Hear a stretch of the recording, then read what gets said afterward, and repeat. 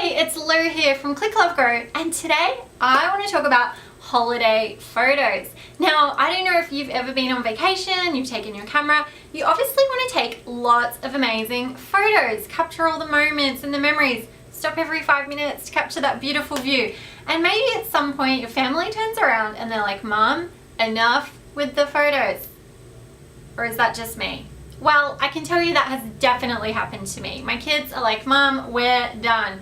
And it's true. Sometimes I have been guilty of taking way too many photos and concentrating more on the photos I wanted to take than enjoying the holidays. But there is absolutely a compromise that we can make so that we can get the great photos that we want to take and we don't drive our family crazy. So in today's video, I'm going to share with you my tips that I use whenever I'm traveling or going on a day trip or wanting to take photos, whilst keeping everyone in the family happy as well.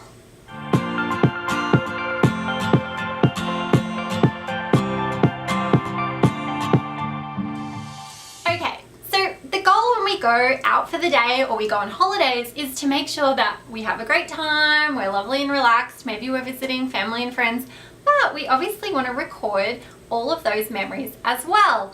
But we don't want to do it in a way that drives everyone a little bit crazy. So these are my top tips for helping you get those photos that you love and keep everyone happy as well.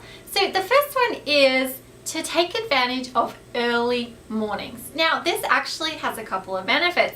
So if you are staying somewhere and you're able to sneak out a little bit early, say, around sunrise, not only does that mean that you get some alone time on holiday, which can be fun, but if you're visiting locations where they're usually really crowded and a lot of people, if you go out nice and early and are wandering around a little bit, you're probably going to be able to capture those locations where there's not a lot of crowds. So that's going to help in taking some of those travel or landscape photos where you don't have as many people in them.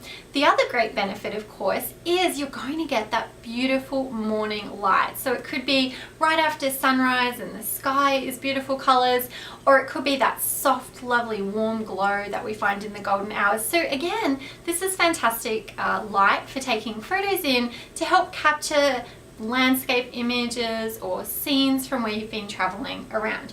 Now obviously it's not always safe to go by yourself, so you might have to convince your family to go down nice and early with you as well. But you can let them know, okay, we're going down, we're taking a couple of photos, and then we can go out for a nice breakfast. Which brings me to my second tip, which is to let your family know what's going on and be purposeful with your shots, take the photos, and then put your camera away. So if you are clear to everyone that, I'm loving bringing my camera along, I'm going to get some photos, but you actually let them know, okay, I saw this great wall over on this particular street, let's go back there, we'll take a couple of shots and then I'm done. Or if your kids are doing something and they're having fun, let them know and say, okay, Mummy's just going to take like 5-10 shots, show me what you're doing with, splashing the water, riding the horse, whatever it was, I'll take some shots. Put the camera away and then enjoy yourself in the moment as well. Now if you do this, your kids and your family are going to know, okay, she's going to take the shots, she'll put it away, and then we'll be able to go on with it. And that is also really helpful for you so that you don't fall into the trap of missing out on the fun because you're playing with your camera. So of course, another tip whilst you're being purposeful and taking those shots is before you invite your family, if you're getting them involved in them, is to play with your settings, take a couple of test shots by yourself first so you know what you're going to get in your shot. You're not asking them to participate, them playing with the camera, they're waiting, they're getting frustrated. It's easier on everyone if you take those couple of shots first, call them in if that's what you're planning to do, take the shot. And of course, the other thing to do is embrace the action shots. And you probably do this already. If your kids and your family are doing something or you're taking shots on a holiday where there's lots of action or activity involved, remember as a tip to keep your shutter speed nice and high. But take those shots, you can just let them do their thing. Again, be purposeful with the images that you want to capture and put your camera away and keep going.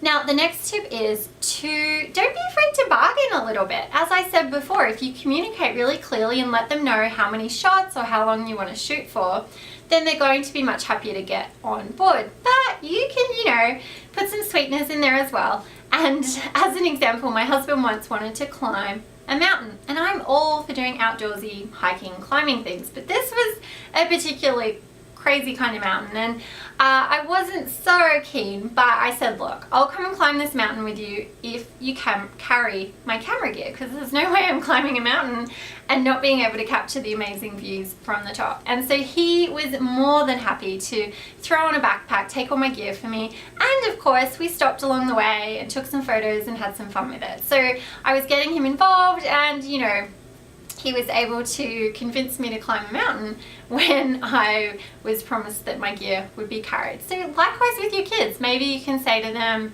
if you're in a particular location, let's do some shots of wherever it is you are, on the beach, doing something fun. Then go for ice cream, do something fun. Make sure that it stays positive and say something that they're excited about, not that they're frowning and begrudgingly thinking, oh, Mum's doing it again. So the final tip that I have is to embrace the drive-by. Now, we take a lot of road trips and visit lots of places, and you know, it can't always be practical to stop the car every few minutes and take photos of all the amazing scenery. So don't be afraid to wind down the window and take shots as you're driving along, or on a train or on a bus. You might actually be surprised at the type of images that you can take even though you're moving along, and you can play around and do what you like with the camera at that stage, because you're probably not going to be asking everyone to stop, and they'll be really happy about that. So hopefully those tips help you out next time you're on holiday or vacation, so that you can capture the great photos that you want, keep everyone happy.